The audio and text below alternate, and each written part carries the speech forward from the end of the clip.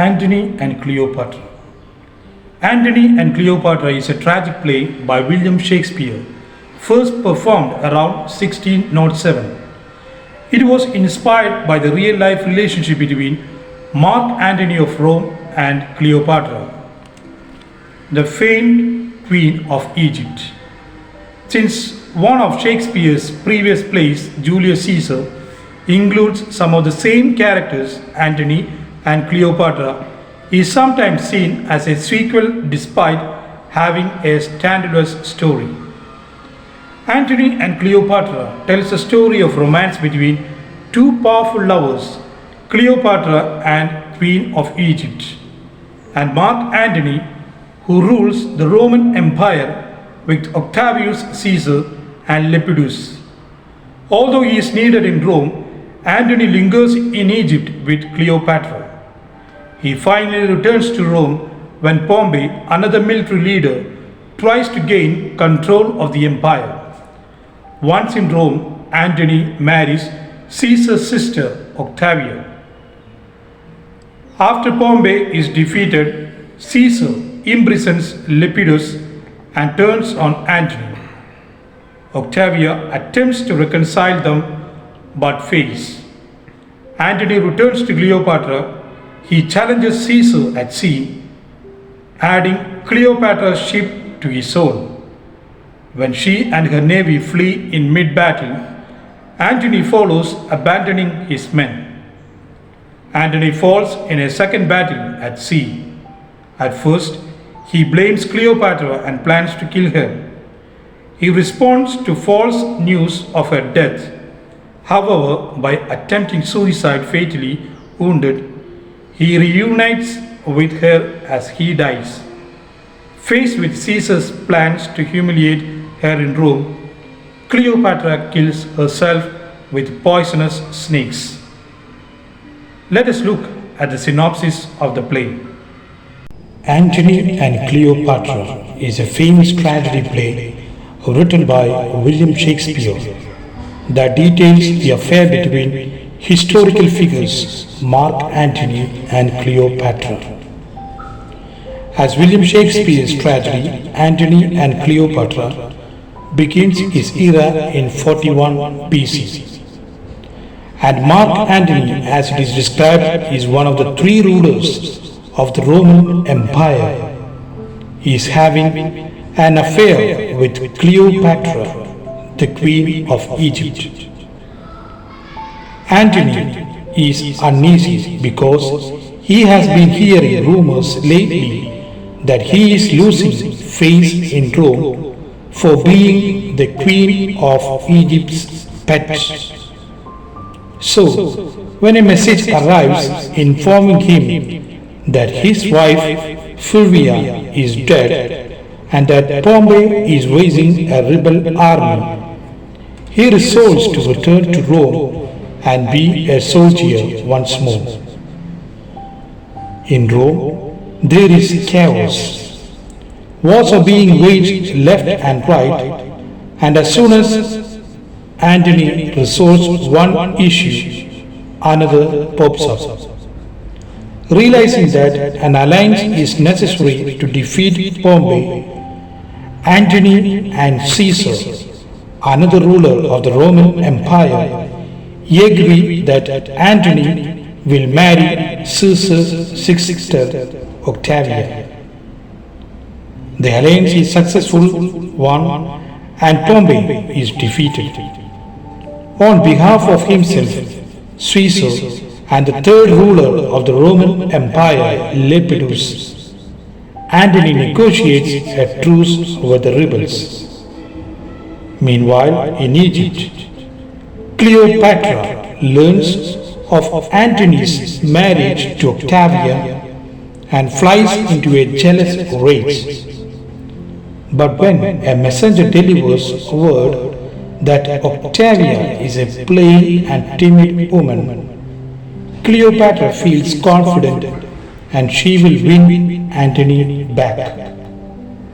In the meantime, back in Rome, Antony and Octavia are setting off on their honeymoon to the city of Athens, Greece.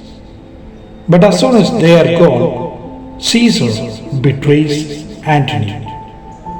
He breaks the truce with Pompey, wages war against him, and using Lepidus' army, defeats him once again.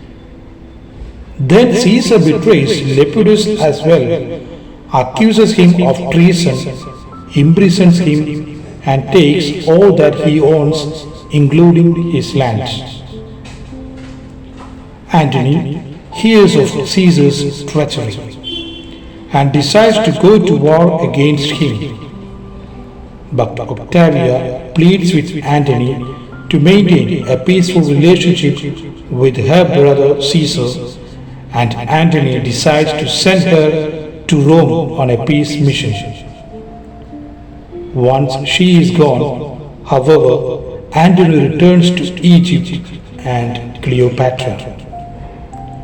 In Egypt, Antony raises a large army to fight Caesar, and Caesar, angered by Antony's treatment of his sister, commands his army and navy to Egypt. Ignoring all advice to the contrary, Antony elects to fight him at sea, allowing Cleopatra to command a ship. But in the heat of battle, Cleopatra's ship flees, and Antony follows her, leaving his fleet to be defeated. Antony condemns Cleopatra for leading him into abandoning his fleet, but just as quickly forgives her. He sends a request to Caesar that he be allowed to live in Egypt. Cleopatra sends a request as well that her kingdom be passed down to her rightful heirs. But Caesar dismisses Antony's request but promises Cleopatra a fair hearing if she will betray her lover. Antony curses her for her allegedly treachery, only to forgive her moments later. It is at this moment that Enobarbus, Antony's once loyal servant and friend, decides that Antony has finally lost his mind altogether and deserts him to join Caesar. But soon, however, he dies, undone by his shame and the weight of his disloyalty.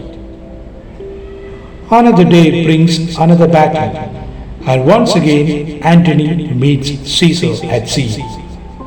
As before, the Egyptian fleet abandons the fight and leaves Antony to suffer defeat. Convinced that his lover has betrayed him, Antony vows to kill Cleopatra. In order to protect herself, Cleopatra hides in her monument and sends word to him that she has committed suicide. Antony, racked with grief, commands one of his attendants to kill him. But the attendant kills himself instead, so that Antony must fall upon his own sword. Then, mortally wounded, he is carried by his remaining attendants to Cleopatra's monument, where he dies in her arms. As the play ends, Cleopatra, thinking of joining Antony, while also defeating Caesar by robbing him of conquering her, kills herself with the help of poisonous snakes smuggled to her in a basket of figs. She dies with her pride intact, and when Caesar finds the lovers, he orders that they be buried side by side, letting them be forever together in death as they could not in life. As we have seen the synopsis of the play, the main themes of the play is the enduring nature of love. In spite of all the difficulties, the pair are united eternally in death. How do you describe Antony's and Cleopatra's love?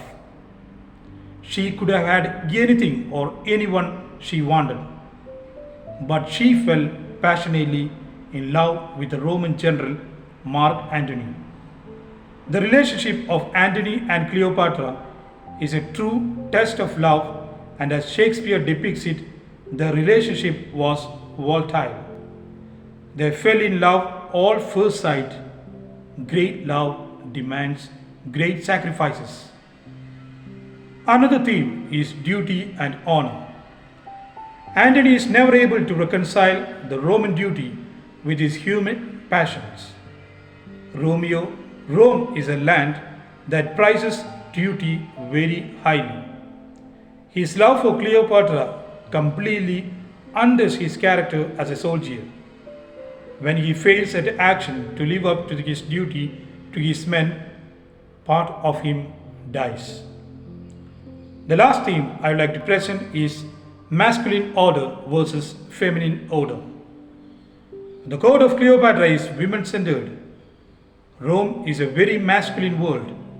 Rome is obsessed with duty and militaristic virtues, and anxiety about dominated by women is rampant.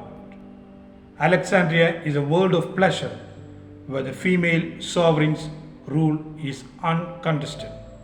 Thank you.